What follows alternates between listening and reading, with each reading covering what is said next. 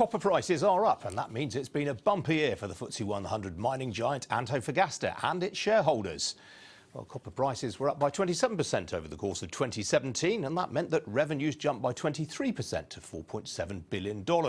And full-year pre-tax profits surged by 84% to $1.8 billion. Well, all that is good news for shareholders, who will enjoy a 177% rise in the dividend. Well, with me now is Antofagasta's Chief Executive, Iván Arriagada. Iván, very good to see you. So, great run on the copper price last year. What are you expecting this year? I think we expect the outlook for the copper price to be good for 2018. We've seen strong growth in demand in China that has sort of kept its pace. Then there is synchronized growth globally as well. And there's also more demand coming out of the clean economy or clean transport and clean energy. So all of that reads well for the outlook of copper. So we expect, that we're going into a phase in which copper, which we call a tier 1 commodity, will have a good run. What about costs? What are you seeing on that side of the ledger?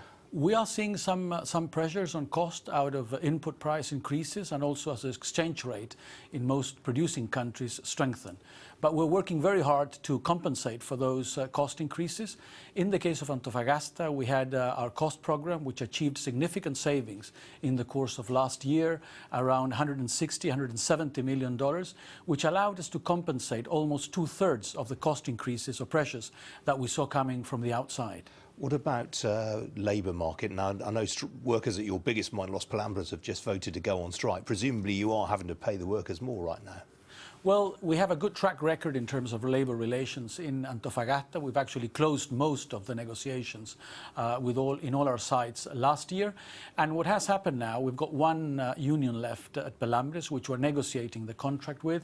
We submitted a contract and they voted against. And now we're in the process of mediation. So we continue the dialogue, and we expect an outcome which will satisfy both sides in the next couple of weeks.